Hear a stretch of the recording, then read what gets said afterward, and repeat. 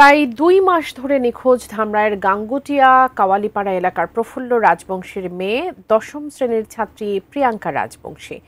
এ পর্যন্ত একজনকে গ্রেফতার করলেও মূল আসামিকে এখনো ধরতে পারেনি পুলিশ। ধামরাই থানার সামনে থেকে বিস্তারিত জানাচ্ছেন প্রতিনিধি মোহাম্মদ কামরুজ্জামান।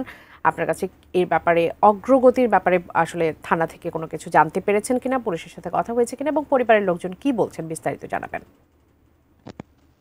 ধন্যবাদ বাবলি। এই মুহূর্তে রয়েছি আমি একদম ধামরাই থানার সামনেই রয়েছি। আপনারা দেখতে জানেন যে গত ২ মাস ধরে কিন্তু সেই রাজবংশীর মেয়ে প্রিয়াঙ্কা ১০ম শ্রেণী পড়ুয়া সে কিন্তু নিখোঁজ হয়েছে এবং যে ভুক্তভোগী যারা তাদের সাথে আমরা কথা বলেছি তারা এখনো বলছে যে পুলিশ কিন্তু তৎপরতা চালিয়েও একজনকে গ্রেপ্তার করেছে। এছাড়াও আরো ২ জনকে কিন্তু তারা সন্দেহমূলকভাবে কিন্তু তারা তাদেরকে আটক করেছিল এবং কোর্টে পাঠিয়ে তাদেরকে জামিনে তারা এখন ঘুরে বেড়াচ্ছে, কিন্তু এখন পর্যন্ত কিন্তু প্রিয়াঙ্কার খোঁজ মেলেনি। আমরা একটু কথা বলবো এই বিষয়ে ধামরাই থানার যিনি ভারপ্রাপ্ত যিনি দায়িত্বে রয়েছেন মনিরুল ইসলাম, আমার কাছে কথা বলবো।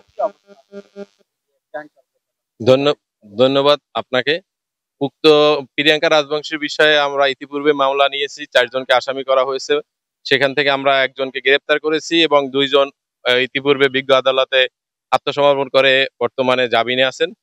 এই প্রিয়াঙ্কা রাজবংশীকে আশরাফুল নামক ছেলে নিয়ে গেছে বিয়ের প্রলোভন দেখিয়ে।